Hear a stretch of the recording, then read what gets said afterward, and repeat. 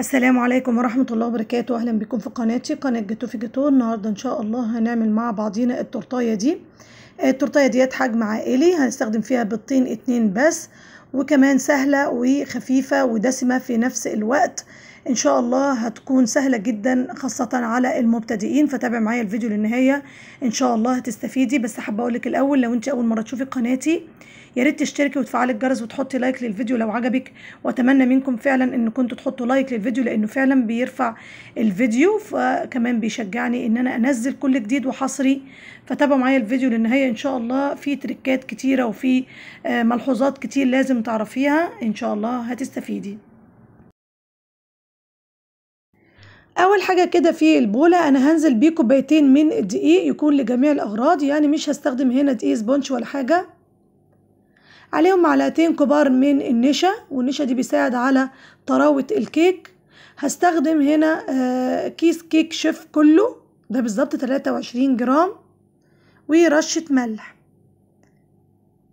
هنخل كده كل المكونات دي مع بعضيها واقلبهم وهركنهم على جنب، واجيب الخلاط بتاعي وهنزل بيه بيضتين كبار يكونوا بدرجة حرارة المطبخ، كوباية من السكر، نص معلقة صغيرة من الفانيليا، معلقة صغيرة من الخل، ونص معلقة من قصانص الحليب، وده اختياري بس بيدي تيست عالي جدا، نص كوباية من زبدة على زيت، وكوباية من الحليب يكون سخن.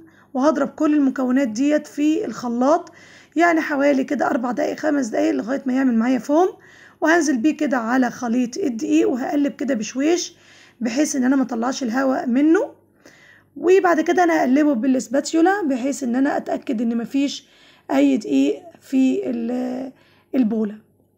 هجيب صينيه مقاس 24 وهدهنها واحط في القعر بتاعها ورقه زبده، واحطه بقى الفرن على درجه حراره 180 لمده تقريبا ساعه الا 10 دقايق او ساعه، هي لغايه بس ما يحمر الوش بتاعها لوحده. يعني هنولع الفرن من تحت بس. هنطلعها بقى وهنقلبها، ده شكلها طرية جدا.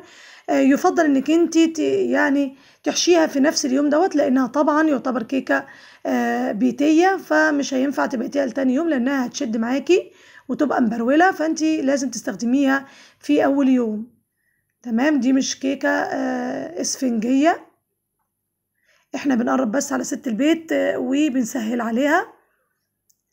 معايا كوباية وربع من اللبن او من الحليب، ومعلقتين من اللبن البودر، معلقة من السكر، وكوباية وربع من الكريم شانتيه اللي هو البودر بدون سكر. طبعا انت ممكن تحطي سكر اكتر من كده، انا حطيت معلقة واحدة بس.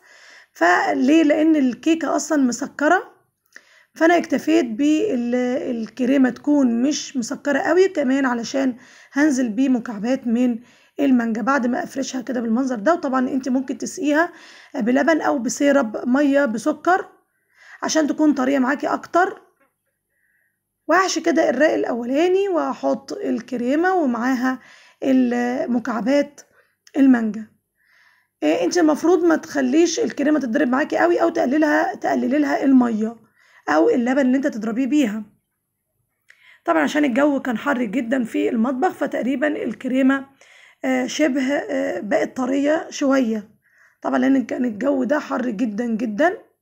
بعد ما حشيت بقى انا هغلف بالشكل ده. هستخدم سوداني مجروش، وهعمل الحواف التورتايه كده من تحت، بتدي طعم جميل جدا، وكمان بتمنعني اي ديفوهات كده من تحت.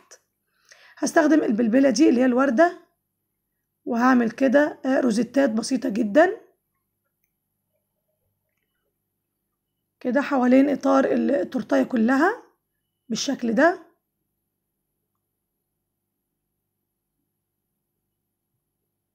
وهجيب المانجا اللي انا كنت قطعها يعني مكعبات، وقطعت كمان بالظبط، انا استخدمت مانجايتين فخدت منها حوالي مانجايه ونص كده مكعبات، والنص التاني استخدمته كده كشرايح احطه على حافه التورتايه او على الروزيتات، وكسرتها كده بواحده كريز ورتوش بسيطه كده او خطوط من جيلي التجليس بتاع الكراميل.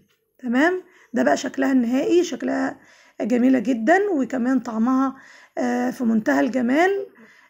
دسمة، وفي نفس الوقت الكيكة بتاعتها لا بأس بيها كمبتدئة، ممكن تبتدي بيها، خاصة ان هي سهلة جدا وبسيطة، وكمان في الخلاط وسريعة، وكمان ما خدتش بيض كتير مننا، وكمان ما استخدمتش دقيق سبونج ولا حاجة، فالدقيق العادي جدا هيأدي الغرض. سهلة جدا وبسيطة. ان شاء الله تعجبكم وتجربوها وتنفع معاكم. لو عجبكم بقى الفيديو ما تنسونيش في اللايك او تعلقوا بالصلاة على النبي صلى الله عليه وسلم في التعليقات. والسلام عليكم ورحمة الله وبركاته.